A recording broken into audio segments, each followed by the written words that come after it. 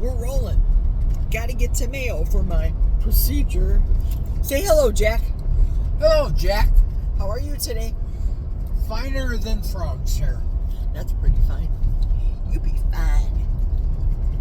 Well, after the procedure, I will holler back at you and let you know how I'm feeling. So far, so good. Bright and early this morning, I was up at almost all night, but physically up and ready to roll at 3:55. So let's go. Hey everybody, I'm back from the colonoscopy, and I'm going to have finally my sausage gravy that I made a couple days ago before the fast on the 3-ingredient bread that I turned into toast. See how nice it toasts up? It's wonderful. So Jack and I are outside kicking back. I figured you'd be more interested in seeing me than seeing Jack, so that's why I turned the camera around to me. And now it's time to eat. I haven't eaten in 4 days. I will talk to you guys later. Toodles! Hey guys and girls, I'm back. Done eating the sausage gravy. Keto, carnivore, ketovorish, carnivorish, whatever you want to call it. It was phenomenal. And the toasted bread too was awesome. Now I did mention when I made it before my fasting last Friday, Saturday, that it's a non-choky bread to me, but the bread doesn't absorb like you would think fresh out of the oven bread would absorb and melt everything. So on the top, after I toasted it, I had to treat it very gingerly, but when I ate it again, it was not choky. In comparison to other egg white breads that we all have come to know and love or hate. It's like a love-hate relationship with these egg white bread recipes, isn't it? So having the sausage gravy on top and eating it with a fork and knife, it was perfect. When I do make French toast with that, or any grilled cheese on the other hand, grilled cheese for example, I'll melt the butter in the pan and then I put the egg white bread on top of the melted butter, both pieces, put the cheese on each one, and when the cheese is melted, then I put them together, and that's how I eat it. It's delicious, and its browning effect is perfect insofar as toast on a griddle is concerned. It's good. When I make a Monte Carlo, for example, or French toast, I will poke holes in the bread to give it better absorption, to absorb the eggs and the cream, suck it up, and grilling it is perfect. And I don't mind if it doesn't have any no sugar maple syrup or whatever. I eat it plain. That's fine. And the wee bit of vanilla that I use, what is it, a quarter teaspoon? That's nothing. So that leaves a pleasant taste. And of course, always top it with whipped cream. Hello. So back to the colonoscopy. Doctor found 2 polyps, one small, cut it out, little, the other one a little bigger, sent it out to the lab. We have to wait. It's just a matter of time. He did suggest, on the other hand, me go back in February and redo this. Again, it's because of my mother's cancer history with colon cancer. So it is what it is. The bad part about it is, gotta be frank, it's that sucky juice. That juice stinks. Not smell, but it stinks, the whole process. And not sleeping at night, not so good. Speaking of that, did you catch the little short that I did on my sleep yesterday? I wanted to sleep so bad. I really did. I was tired. I was tired from being up and all that shenanigans. So I got little sleep and I posted it. But I did get more sleep than deep sleep, than the light sleep, and that's good. Now, according to my watch, the watch calculates the sleep that I had at surgery. So right now it's saying I had 5 hours and 41 minutes of sleep. I hope that stays. There we go. That includes the surgery. So it logged my sleep time when I was under anesthesia as 3 hours and 26 minutes deep and 2 hours and 15 minutes as light. So it is what it is. So now we're home, Jack and I, sitting out on the deck. Now we're going to chill, catch some rays, get some vitamin D. What a good feeling. It's a good feeling. I did mention to the doctor about my carnivore diet. And of course, you know what they say. Well, we really advocate having vegetables. I looked over to Jack. He looked to me. I told him after I got in the car, there is no way I'm eating a stinking vegetable. If I just so happen to eat a tomato by accident on a Mater sandwich, Victor, it is what it is. But no tomatoes. So we'll find out in 6 months. So that's it for me for now. I will catch you all later at dinner time when I find out what I'm going to cook for Jack and me. Toodles for now.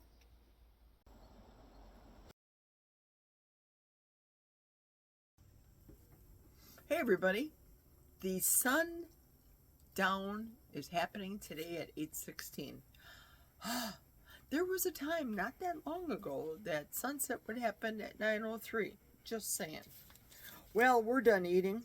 Got the mail out of the mailbox, and I got this letter from, you're not seeing my address, Change Healthcare. And apparently, I don't know who this is, and it doesn't go into detail. It's just one of those generic letters that says that their company had a data breach that involves social security number, private information, blah, blah, blah, blah, blah. Such is life. Isn't that something? The scammers never cease to amaze me, though. They just find how people can think and determine what kind of scam can I come up with today, and then act upon it. Or they sit in their parents' basement, like we all hear those stories, sit in their parents' basement and just click and just hack on and start stealing, and then the calls from Medicare that come to our house. My husband's very polite. He'll tell them straight out, if you're calling me about Medicare, don't bother. Hang up. I'm being very polite right now. But if you're calling, let's hang up and goodbye and have a nice day. So he's done with that. And then they go into the pitch. And we have this plan on Plan B, A, B, C, F, G, Medicare. Oh, so Jack just hangs up. People are just rude. They are rude. YouTube, there's this girl I follow. She just came back from the East Coast by her parents. She goes every year. Lovely, lovely family. Her and her husband and her kids go out there and stay there, and then she comes back, and people were just rude on her comments today, talking about the fact that the girl gained weight. Get over it. I can understand if you're a regular person, but just random Joes. I regularly watch channels. I do. I engage with other people. For example, Hope and Andy.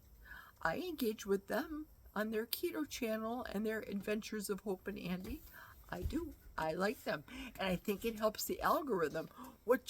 I don't understand. And again, my goal is heaven, and my treasure is found in heaven. But on this earth, can't we all just get along? Seriously. Chris from Chris Cooking Nashville says that I am opinionated. Hey, Chris. I know I am. And you know what side of the aisle I'm on. But when I comment on Chris's channel, he always comments back to me. I comment on Hope's channel, keto channel. She comments back. I comment on Andy's. He comments back. He just gave me a tip on how to do the Instagram link, or the YouTube link on my Instagram. I never knew that. I'm just a fumbling mess when it comes to all this technology. So it blows my mind when the kids are in people's basements are coming up with this kind of garbage. Stop. Last week I told you my credit card was hacked. That was a whole other issue. It just is astounding. And if I'm a regular on somebody's channel and they don't give me a heart or a thumbs up, you're supposed to interact. I want to interact with everybody. I made a comment this morning about, I think it's a kid, and he's probably listening. Sorry, I don't know your name, but he has a caricature of himself. And in his caricature, in my opinion, because I'm a Christian, so the perceived vision of Jesus looks like the beard, the long brown hair, etc. So I made a comment nicely to him about, hey, Jesus look-alike, thanks for the comment.